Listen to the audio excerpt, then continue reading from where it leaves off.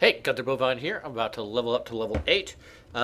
Going to become more of a Pale Master in this time. So before you level up, if you're going to make any big enhancement changes, you should always reset your enhancements. So I'm going to blow these away and I'm going to put a bunch of points into here. So we're going to reset that tree. It only cost me 140. If I waited until after I was level up, it would cost me a lot more. So we're ready to go to advanced level wizard. I get 1 more point. Wizards almost always put it into intelligence. I did put level 4 into strength so I could get two-handed fighting, but now I'm focusing on spell casting, so I threw it into intelligence here.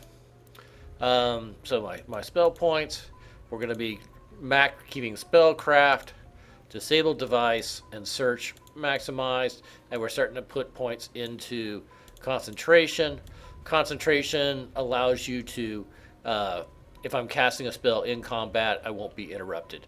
But kind of hopefully there, but spellcraft increases the power of my spells, so we're going to be doing some damage. So now I'm going to talk about rare spells. Most spells, like if I want 7 Monster 4 and I didn't pick it right now, I can just go to a scroll vendor and I can buy some of Monster 4 and I can inscribe it in my spell book.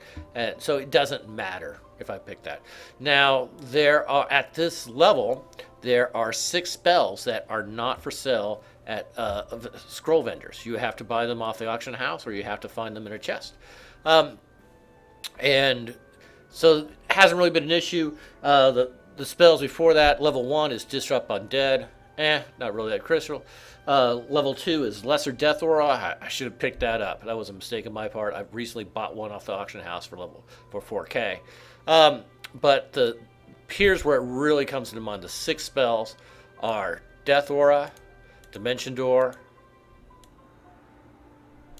Negative Energy Burst, Solid Fog, Symbol of Flame, Wall of Fire. So those you can't find anywhere. You really want to pick them now. So Symbol of Flame and Solid Fog, I don't really care about. I probably wouldn't even, if they were available at a scroll vendor, I probably wouldn't buy them. But we're not going to do that. So instead, we're going with, I'm going to pick Wall of Fire and Negative Energy Burst for this time. And then next level, I'm going to pick up Dimension Door and Death Aura. So that's what my spells are going to be this time. So here's my summary. Life's good.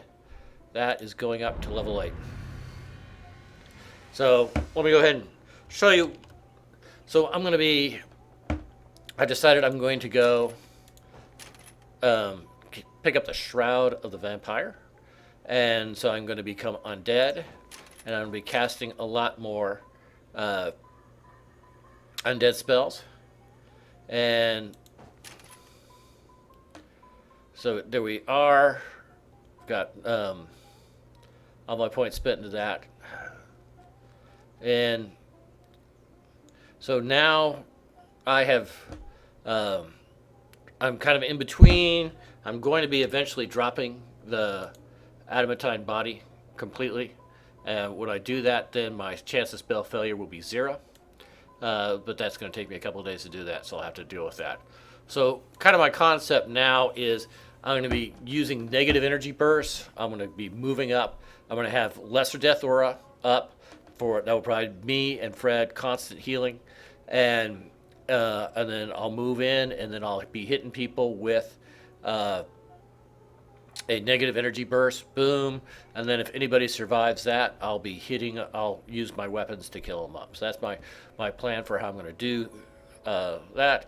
The problem with the Shroud of the Vampire is you're very vulnerable to light damage. Light damage does 300%, does triple damage from light effects. Fortunately, there are not any casters at this levels that he has that. I'd prefer the Shroud of the Wraith, but you have to be Wizard level 12 there. So we're going to be just playing with the Shroud of the Vampire for a while and trying that out and seeing how that goes. And that is leveling up.